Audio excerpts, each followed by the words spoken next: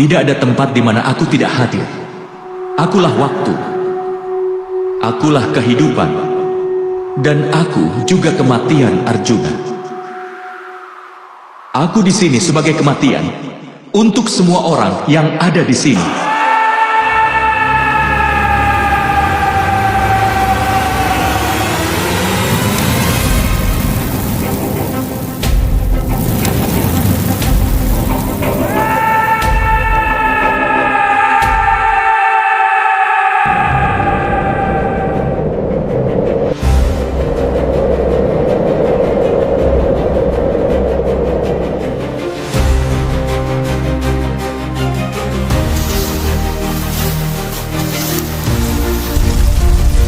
Di puncak gunung Himalaya, seorang resitua duduk bersila dalam hening yang tak tergoyahkan. Dialah Wiyasa, sang pengisah waktu, putra Dewi Satyawati dari pernikahannya dengan Resi Parasara. Wiyasa menyimpan kisah agung terbesar dalam sejarah manusia. Bersama Dewa Ganesha, putra Dewa Siwa, mereka menyusun Astadasa Parwa, 18 kitab yang mengisahkan perjalanan panjang bangsa Kuru, kisah epik terbesar dalam sejarah manusia, Mahabharata. 18 Parwa, dari permulaan keluarga Kuru hingga kehancuran dinasti Yadawa, dari riuh Balairung yang memalukan, hingga Himalaya yang sunyi, tempat Pandawa mengakhiri langkahnya. Ini bukan sekadar cerita, ini adalah cermin jiwa manusia. Dan kini pertanyaannya adalah, Parwa manakah yang paling membekas di hatimu? Apakah saat Draupadi dihina, saat Bhisma tumbang, ataukah ketika Yudhishthira menolak masuk surga tanpa anjing setianya? Tulis pendapatmu di kolom komentar. Karena kita akan mengupas tiap Parwa satu demi satu, membongkar makna-makna tersembunyi dengan cara yang belum pernah kau dengar sebelumnya. Bersiaplah, karena Mahabharata bukan hanya tentang kisah kehidupan, strategi, pelajaran etika, dan moral. Tapi jauh melampaui itu semua, Mahabharata adalah tentang aku, kamu, kalian, dan mereka semua. Mahabharata adalah cermin tentang kisah diri kita semua. Mari kita mulai perjalanan kita dari Parwa yang pertama.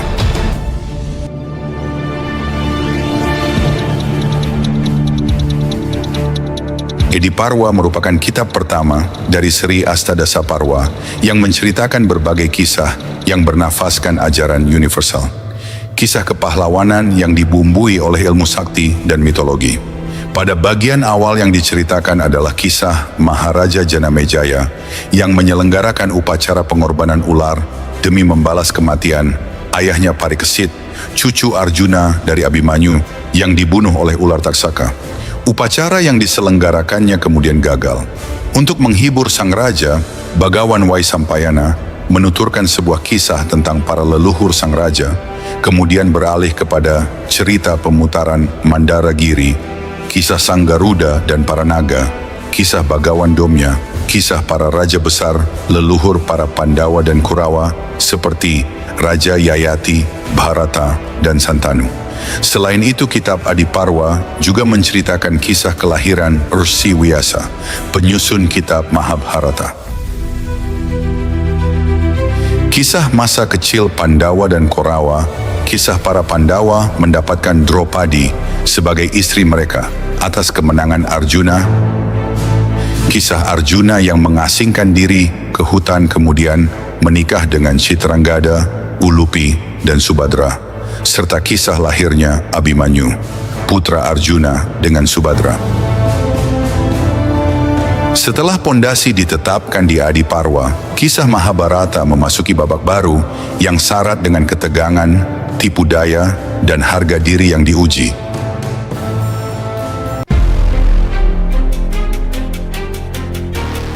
Sabha Parwa, babak di mana istana Hastinapura menjadi medan ujian kehormatan dan keadilan. Di tengah kemegahan istana, sebuah perjamuan besar diselenggarakan oleh Raja Yudhishthira yang baru saja berhasil membangun kembali kekuasaannya bersama saudara-saudaranya setelah masa kelam pengasingan. Namun di balik kemeriahan itu, bayang-bayang keserakahan dan kecemburuan mulai merayap. Duryodhana, putra Dhritarashtra yang ambisius dan penuh dendam, tak pernah bisa menerima kebangkitan Pandawa. Ia merancang sebuah rencana licik yang akan mengubah segalanya. Sebuah permainan dadu yang disusupi kecerdasan dan strategi Raja Gandhara Shakuni. Yudhishthira diundang dalam permainan itu. Tapi permainan dadu ini bukan sekadar perjudian biasa. Dengan tangan gelap Shakuni, dadu-dadu itu menjadi alat penghancur nasib. Satu demi satu, Yudhishthira kehilangan harta, kekuasaan, bahkan kebebasan saudara-saudaranya. Yang paling menyakitkan adalah ketika ia mempertaruhkan kehormatan istrinya, Draupadi. Di tengah perjamuan itu, Draupadi dibawa ke tengah istana. Di hadapan para raja dan bangsawan, ia dipermalukan dan dihina. Semua pakaiannya dilucuti, namun keadilan belum mati.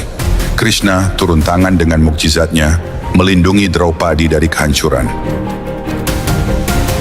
Sabhaparwa bukan hanya tentang dadu dan pengkhianatan.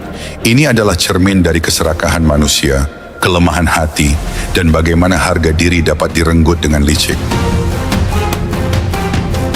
Dendam mulai menyala di hati Pandawa, terutama Bima, yang bersumpah akan membalaskan penghinaan itu dengan darah dan amarah.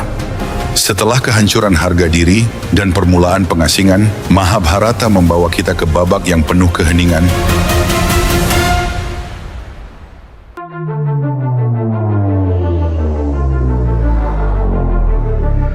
Wana Parwa, bagian Parwa yang mengisahkan pengasingan para Pandawa di hutan. Disinilah para Pandawa menjalani masa 12 tahun pengasingan, setahun masa penyamaran, jauh dari kemegahan istana dan dunia kekuasaan. Namun, pengasingan ini bukan hanya tentang penderitaan dan penyesalan.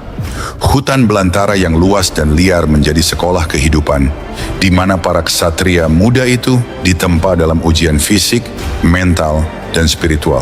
Yudhishthira, sang putra sulung, belajar kesabaran dan keteguhan hati. Bima mendapat pengetahuan dari bimbingan putra Anjani, Hanuman. Bima mendapat kekuatan luar biasa dari berkah putra Dewa Bayu tersebut, yang dapat melindungi saudara-saudaranya dari ancaman para asura, raksasa, dan para detya. Arjuna, yang paling ahli memanah, melakukan perjalanan menuju puncak spiritual dan kekuatan senjata. Salah satu episode paling dramatis adalah ketika Arjuna bertemu Dewa Siwa, sang dewa penghancur dan pencipta ulang. Dalam wujud pemburu, Siwa menantang Arjuna untuk bertarung. Pertarungan itu bukan sekadar adu kekuatan, tapi juga ujian keteguhan dan keikhlasan. Setelah mengalahkan Siwa, Arjuna diberkahi dengan senjata maha dahsyat, Pasupatastra. Selain itu, Pandawa juga berjumpa dengan berbagai resi bijak yang mengajarkan ilmu dharma, seni berperang, dan hikmah kehidupan. Mereka mendalami makna kebenaran, kewajiban, dan kodrat manusia.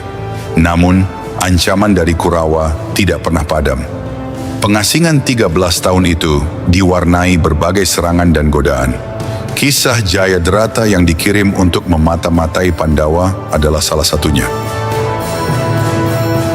Namun Pandawa terus waspada, berlatih, dan mempersiapkan diri untuk hari pembalasan. Setelah 12 tahun pengasingan yang melelahkan di hutan, Pandawa menghadapi 1 tahun terakhir yang penuh risiko. 1 tahun penyamaran yang menentukan nasib mereka. Kita akan segera memasuki Parwa berikutnya, Wirata Parwa.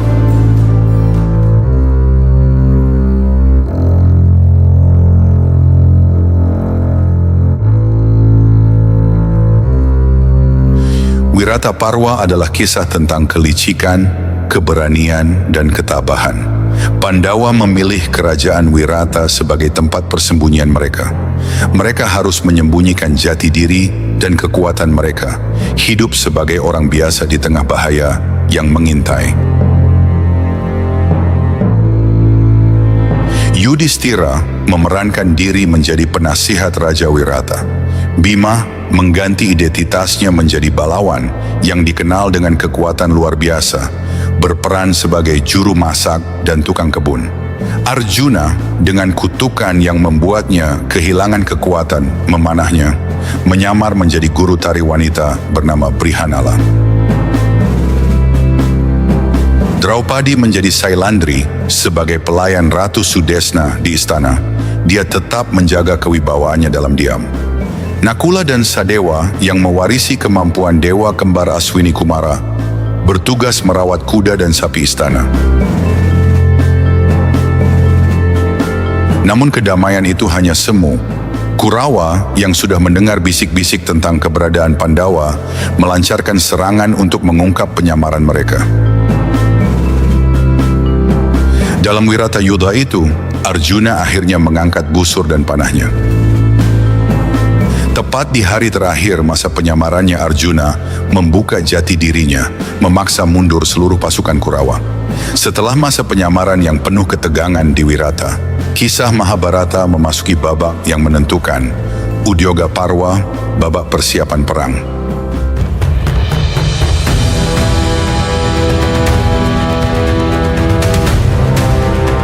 Di sini, kita menyaksikan upaya terakhir untuk menghindari kehancuran total. Diplomasi dijalankan, utusan dikirim, dan perjanjian ditawarkan. Namun kebencian dan ambisi menghalangi jalan perdamaian. Duryodhana yang telah lama haus kekuasaan menolak segala kompromi. Ia bahkan menolak memberi Pandawa hanya 5 desa kecil. Permintaan sederhana yang bisa menyelamatkan ratusan nyawa. Krishna datang sebagai utusan damai. Ia berusaha bernegosiasi, mengerahkan kemampuan diplomasi, membuka mata Duryodhana dan para Kurawa. Namun, dinding kebencian itu sudah terlalu kokoh. Udyoga Parwa menggambarkan bagaimana pilihan manusia menentukan nasib dunia. Tidak ada yang lebih pahit daripada kegagalan untuk berdamai. Pengaturan pasukan mulai dilakukan, para pahlawan bersiap mengukir legenda di medan Kurukshetra. Kehidupan akan segera berubah menjadi medan perang yang menguji setiap nilai dan keyakinan. Maka kita akan membuka lembaran Parwa selanjutnya, Bhisma Parwa.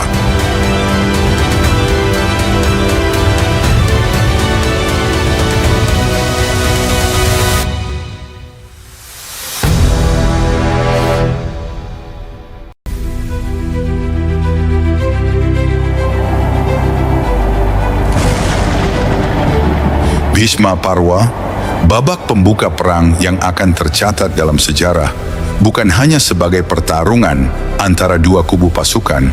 Mereka berperang melawan batinnya sendiri, berperang melawan bisikan hati kecilnya, berperang melawan antara kewajiban, sumpah, dan kesetiaan.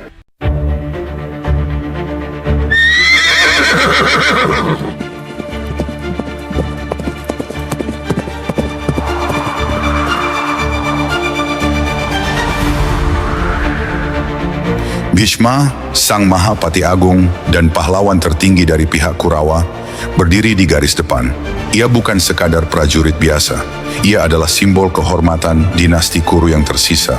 Namun di balik itu, ia juga terjebak dalam dilema batin, berperang melawan saudara dan kerabat yang dicintainya.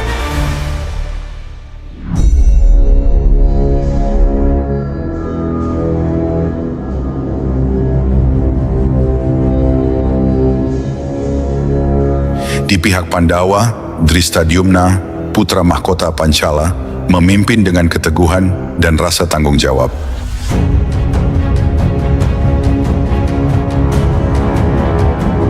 Di momen inilah Arjuna, sang pemanah ulung, menghadapi kebimbangan terbesar dalam hidupnya. Apakah ia rela mengangkat senjata melawan guru dan keluarga?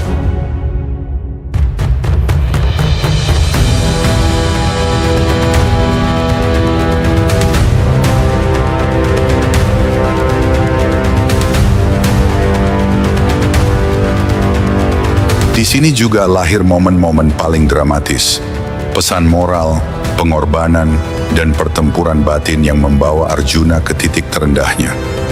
Itulah saat ketika Krishna membuka wujud kosmiknya, Vishwarupa, dan dari sini, dari percakapan Krishna dan Arjuna ini, kita mewarisi Bhagavad Gita.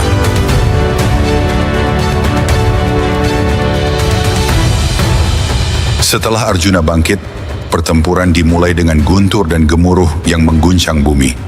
Bhishma menebar ketakutan dan kekaguman dengan keahlian dan keberaniannya. Ia bagaikan badai yang sulit ditaklukkan. Bhishma Parwa bukan sekadar kisah peperangan. Ini adalah babak di mana nilai-nilai luhur diuji dalam kobaran api peperangan. Di sini pula, pengorbanan dan keputusasaan berpadu menjadikan medan perang sebuah panggung epik bagi takdir manusia. Akhirnya Bhishma yang menjadi panglima perang Korawa gugur pada hari ke-10 dengan siasat Arjuna yang menggandeng Sri Kandi.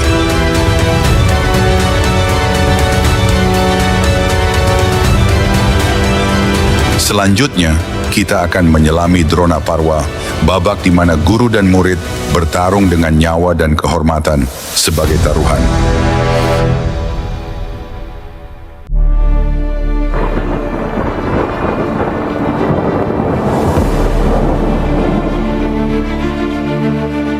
Setelah Bhishma tumbang, panggung perang bergeser ke tangan Drona, guru besar yang disegani sekaligus prajurit tak tertandingi.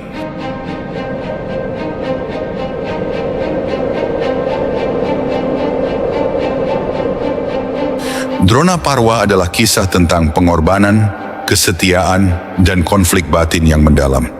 Sang Maharati Dronacharya berhadapan dengan murid-muridnya sendiri. Ia mengajarkan ilmu perang yang paling rahasia dan mematikan. Namun di saat yang sama, ia harus menghadapi kenyataan pahit.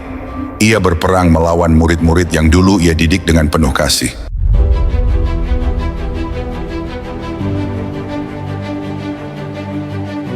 Di medan perang, Drona memimpin pasukan Kurawa dengan strategi jitu.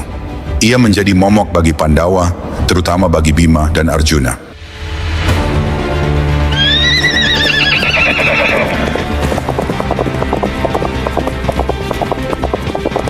Namun ada momen mengharukan dalam Drona Parwa ketika Duryodhana harus menghadapi teman masa kecilnya, Satyaki. Mereka bertempur sambil memendam rasa rindu masing-masing di dalam hatinya. Keahlian guru Drona meracik strategi, banyak pahlawan dari pihak Pandawa yang berguguran. Formasi Cakrabyuha berhasil menjebak Abhimanyu dan tewas di tengah formasi melingkar milik Drona. Namun di balik keberanian dan kecerdikannya, Drona juga menyimpan kelemahan yang kemudian dimanfaatkan oleh pihak Pandawa. Kecintaannya pada Aswathama, putranya, menghancurkan seluruh kekuatannya. Dia jatuh ketika mendengar putranya tewas di tangan Bima. Gugurnya Drona di tangan Dresadyumna membuka lembaran baru bagi Raja Anggakarna, maka kita akan membuka Parwa berikutnya.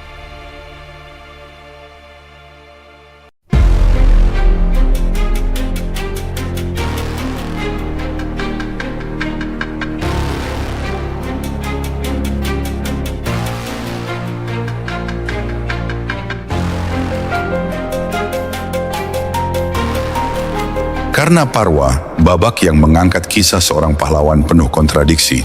Karna, seorang satria yang lahir dari rahim Kunti, dibuang sejak bayi dan dibesarkan di tengah kegetiran. Karna bukan hanya seorang pejuang hebat, tetapi juga simbol kesetiaan dan kehormatan yang tragis. Ia berdiri di sisi Kurawa, bukan karena pilihan bebas, tetapi karena janji dan loyalitas yang tak tergoyahkan. Dalam babak ini, kita menyaksikan keberanian Karna yang luar biasa di medan perang. Kekuatan, strategi, dan keahlian memanahnya hampir tiada banding. Namun di balik keberanian itu, tersimpan luka batin yang mendalam tentang asal-usulnya yang tersembunyi dan penolakan dunia. Diangkatnya Salya dari kerajaan Madra menjadi kusir Karna, termuat dalam bab Karna Parwa ini. Pertarungan Karna dengan Arjuna menjadi pusat perhatian. Dua ksatria hebat yang saling membenci sekaligus saling menghormati. Konflik mereka bukan sekadar soal peperangan, tapi juga tentang takdir, identitas, dan harga diri. Kematian Karna adalah salah satu momen paling memilukan dalam Mahabharata. Seorang pahlawan yang gugur bukan karena kalah dalam kekuatan, tetapi karena takdir dan keadaan yang kejam. Kematian Karna membuat Duryodhana menyerah dan ingin menyerahkan seluruh kerajaan kepada Yudhishthira, namun Bima harus menepati sumpahnya. Maka Duryodhana pun bangkit dan kisah berlanjut ke Shalyaparwa.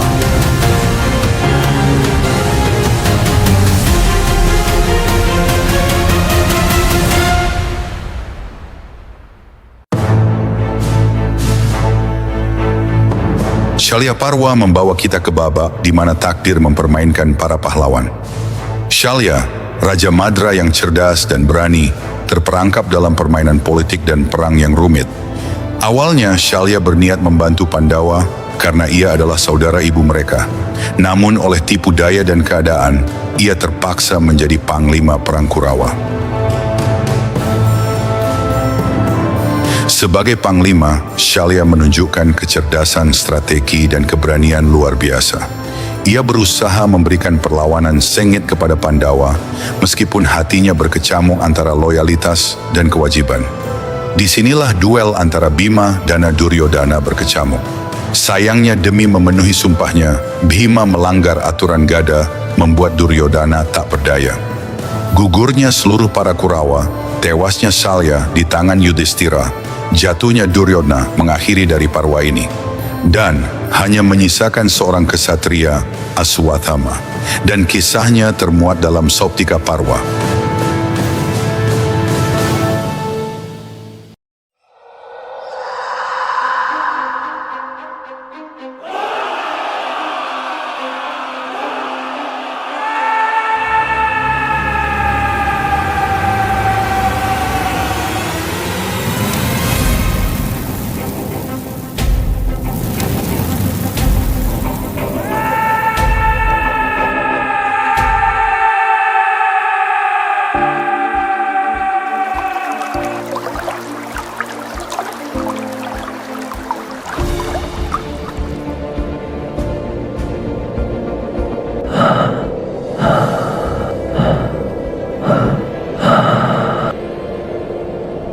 Gugurnya seluruh para Kurawa, tewasnya Shalya di tangan Yudhishthira, jatuhnya Duryodhana mengakhiri dari parwa ini. Dan hanya menyisakan seorang kesatria, Aswathama. Dan kisahnya termuat dalam Sauptika Parwa.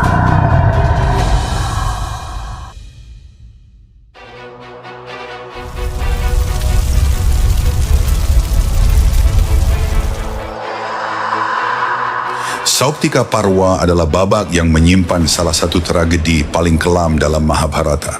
Ketika malam menyelimuti medan perang yang sunyi, dendam dan kemarahan membakar hati para yang tersisa. Setelah hari-hari pertempuran yang melelahkan, para Kurawa mundur ke kemah mereka, terluka dan terpecah. Namun di balik kegelapan malam, Ashwathama, Guru Kripa, dan Kritawarma melancarkan serangan balas dendam yang brutal. Dengan dendam yang membara, Ashwathama menyerang kemah Pandawa. Ia membunuh Sri Kandi, Drestadyumna, Pancakumara, dan banyak prajurit Pancala. Malam Ashwathama mengobarkan kengerian yang tidak terduga. Tragedi ini meninggalkan luka mendalam bagi Pandawa, terutama karena korban tak berdosa turut menjadi sasaran. Kutukan Krishna kepada Aswathama mengakhiri bab ini. Namun Mahabharata belum berakhir. Setelah gelapnya malam penuh darah dan dendam, Sri Parwa hadir sebagai ruang ratapan dan duka.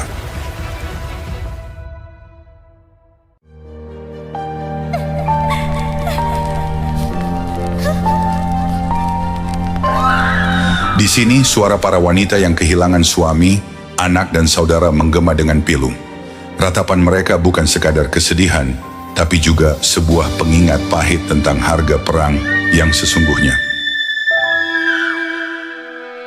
Para wanita dari kedua pihak berkumpul, meratapi kepergian para pahlawan mereka. Air mata mereka mengalir sebagai saksi bisu kehancuran dan kehilangan yang tak terperi. Rasa sakit para wanita jauh lebih perih jika dibandingkan para kesatria yang gugur, luka yang jauh di dasar hatinya. Dari sini maka wajar jika Gandhari melontarkan kutukannya kepada Krishna, yang dianggap paling bertanggung jawab untuk kehancuran para Yadawa. Setelah pekik jeritan para wanita dalam Sri Parwa, keadaan sedikit mereda dalam bab selanjutnya. Shanti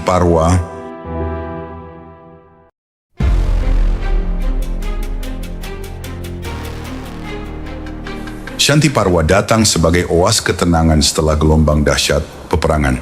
Di sini Bhisma yang terbujur dalam ranjang anak panah Arjuna mempersembahkan pelajaran-pelajaran hidup yang mendalam melalui dialog dan refleksi. Kematian, dharma, dan tanggung jawab menjadi tema utama yang dibahas. Setelah menghadapi perang dan kehilangan, para pahlawan mulai memahami arti sejati dari kekuatan dan keadilan. Dialog antara para tokoh besar membuka wawasan baru tentang bagaimana membangun masa depan yang lebih baik. Disinilah Yudhishthira menyerahkan diri sepenuhnya dalam aliran pengetahuan Maharesi Bhisma.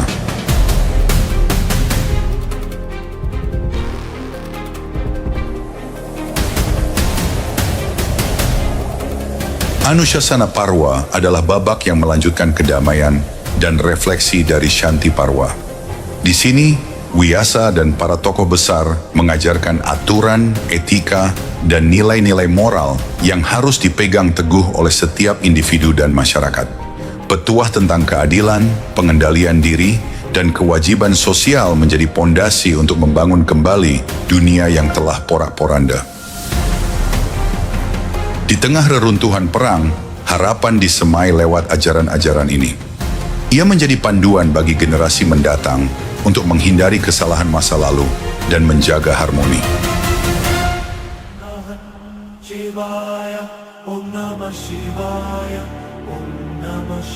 Ashwamedika Parwa menandai babak penutup Mahabharata, kisah kelahiran Parikesit, putra Abhimanyu. Dalam parwa ini dikisahkan di mana kemenangan dan kedamaian disambut dengan sebuah upacara suci, Ashwamedha, ritual kuda penguasa, dan penaklukan kerajaan-kerajaan yang tidak mau tunduk di bawah panji kekuasaan Yudhishthira. Upacara Ashwamedha bukan sekadar simbol kekuasaan, tetapi juga lambang pengakuan atas tatanan dunia yang baru dan janji untuk menjaga kedamaian. Parwa berikutnya adalah Asrama Wasika Parwa.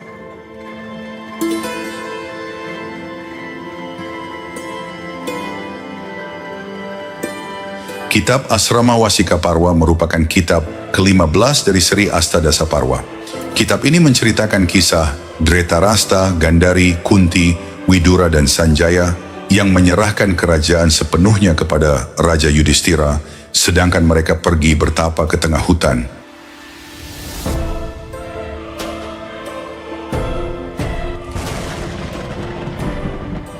Mausala Parwa adalah babak yang mengisahkan kehancuran besar bangsa Wresni,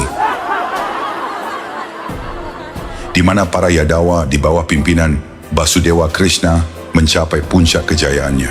Namun sayang mereka justru menjadi sangat angkuh, arogan, dan sangat sombong, hingga kutukan Gandhari dan kutukan dari para Brahmana menjadi kenyataan.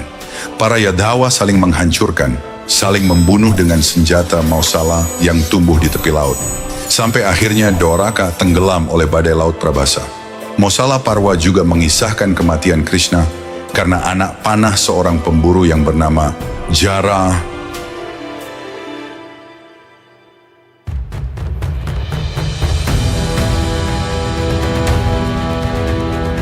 Mahaprastanika Parwa adalah babak yang mengisahkan perjalanan terakhir para Pandawa. Setelah menobatkan Parikesit sebagai raja, Pandawa memilih pergi meninggalkan kerajaan. Dalam perjalanan menuju puncak Himalaya, Drupadi, dan satu persatu para Pandawa berguguran, hingga menyisakan Yudhishthira seorang diri yang ditemani anjing hitam, mencapai puncak Himalaya. Kisah ini penuh refleksi tentang karma, dharma, dan pembebasan, bahwa kehidupan adalah perjalanan yang harus dijalani dengan penuh keikhlasan dan tanggung jawab.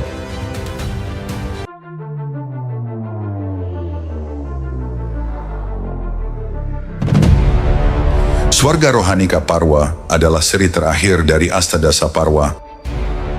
Dalam bab ini diceritakan bagaimana Yudhishthira menolak menaiki Wimana yang menjemputnya jika harus meninggalkan anjing yang telah setia menemaninya sepanjang perjalanan. Hingga anjing tersebut memperlihatkan wujud aslinya yang merupakan penjelmaan Dewa Dharma. Dalam parwa ini juga menceritakan betapa terkejutnya Yudhistira setelah mencapai surga, yang ternyata justru melihat para Kurawa, Syakuni berada di surga. Tak ada satupun saudara, anak dan istrinya di sana. Yudhistira menolak tinggal di surga dan memilih neraka demi bisa bersama dengan saudaranya. Yudhistira pergi ke neraka, dia menemukan semua saudaranya dalam siksaan neraka. Namun tabir ilusi pun akhirnya terungkap. Setelah Yudhistira berhasil melewati semua ujian, para Pandawa dan keluarganya pun akhirnya mencapai surga. Bab ini mengajarkan bahwa kematian bukanlah akhir, melainkan gerbang menuju dimensi yang lebih tinggi. Meskipun Swarga Rohana Parwa merupakan bab terakhir dari Astadasa Parwa, namun masih ada kitab-kitab lain seperti Hariwangsa yang memiliki keterkaitan dengan Parwa Mahabharata. Hariwamsa Parwa adalah penutup dari seluruh saga Mahabharata. Di sini, kita melihat warisan yang ditinggalkan para pahlawan, kisah keluarga dan keturunan yang akan meneruskan roda kehidupan. Kisah ini membawa kita kembali ke akar, asal-usul dan keturunan Basudewa Krishna, yang menjadi simbol harapan dan pembaruan. Warisan Dharma, keberanian, dan kebijaksanaan akan terus mengalir melalui generasi demi generasi. Dengan ini, perjalanan kita menyusuri Astadasa Parwa Mahabharata telah selesai. Terima kasih telah mendengarkan kisah epik penuh makna ini. Sekarang, saya ingin tahu, menurut Anda, bagian mana dari 18 parwa ini yang paling mengesankan? Komentar Anda sangat berarti dan akan menjadi bahan pembahasan mendalam di video-video berikutnya.